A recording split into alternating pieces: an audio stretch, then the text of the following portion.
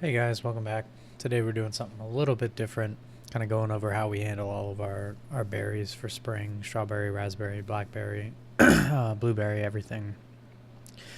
It's a pretty straightforward process. This allows us to not have to muddle anything, which is a huge help for us because we sell a ton of cocktails. So this raspberry syrup will end up making 6 quarts. So we started with one flat, which is 12 6-ounce containers.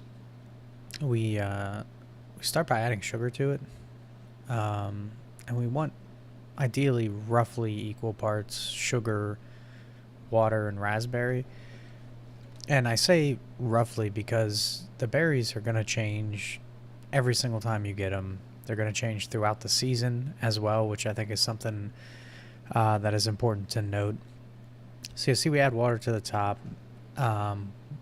One of the first things I do when I get strawberries, blackberries, raspberries, blueberries, any of them in, is I taste a couple of them just to see, like, how's the acid level, how's the sugar level, how do they taste versus what I would consider a baseline. So these particular raspberries, my goal was equal parts roughly. So we add them all to the container, give them just a gentle muddle, just to kind of get it going so it's a little bit easier for the blender to handle. As you can see right here, I'm muddling it. And then we take it and put it in the Vitamix. The Vitamix is the easiest thing for us. If you don't have a Vitamix, really any blender will do. And you can see us, one of the important things to note if you use this method is after you dump whatever berry it is in there, there will be some residual sugar on the bottom that you can see right there. And then also I included a little clip right there so you can see. So we actually take a little bit of water in the bottom of that just to loosen that up just a touch. Once we've blended it, it's important, I'll talk about it a little bit later in the video, to blend it slowly. But once we blend it, we add citric acid. So this is going to work out to a little under 6 quarts. For every 2 quarts, we do about 1 bar spoon of citric acid, which seems like a lot, but we like to keep it fresh, and it also gives just a touch of extra acidity to the syrup as well, which I think is really nice. So we stir it in really nicely.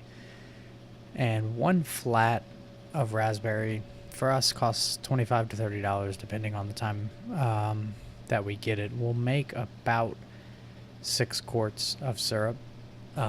We use 1.5 ounces in each cocktail.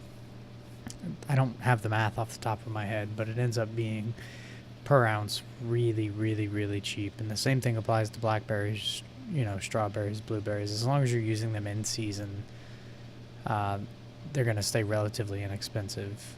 So here you can see us finally pouring it off. So this right here, just under 6 quarts, is enough for about a week for us. So we go through about a flat of raspberry, strawberry, what have you. So that's the raspberry syrup. Fairly straightforward. You would do that the same manner you would do blackberries, blueberries, everything else.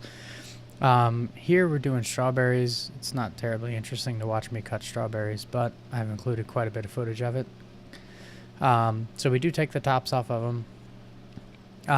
The reason we take the tops off, it's super bitter up top, and we also don't want the leaves in there as well. If you do, you can see right here I'm cutting out a bad section of it. If you come across any really soft sections or anything like that, it's really important to cut that out, because even a little bit of like bad area can affect the flavor of the entire syrup. So it is really important to be cognizant of that as you're cutting.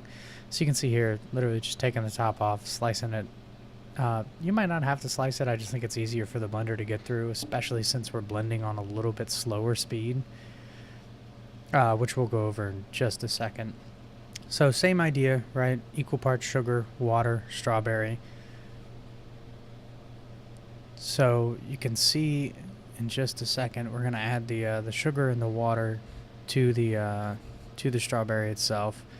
Pretty straightforward process. These strawberries were a little bit tart, so I added just a touch of extra sugar, and a lot of this is going to come down to your personal taste. Some people like stuff really tart.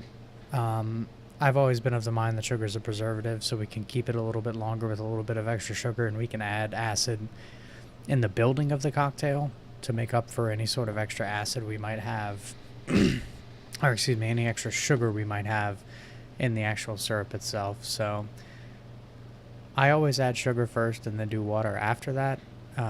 Reason being, sugar fills in the gaps and then water kind of fills in the gaps after that. It's just how we've always done it. If you guys have a better method to do it, please leave it down in the comments below.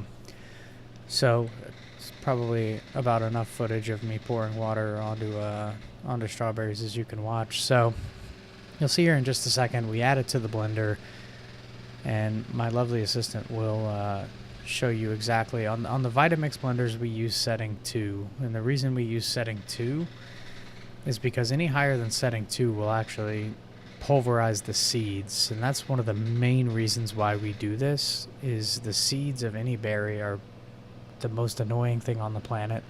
They get stuck to the side of the glass, they texturally don't feel good, so we like to get those out. That's why we do this syrup in this manner. So you can see me here rinsing out the bottom of the container. It's literally probably 2 ounces of water and just loosening up the rest of the sugar that's in the bottom of the container. So pretty straightforward. Throw it in the blender on setting 2, strain it, and you're good to go. If you guys have any questions about the technique, any questions about how we do it, please leave those in the comments. And if you like the video, please give it a big thumbs up, and please don't forget to subscribe. Enjoy, guys.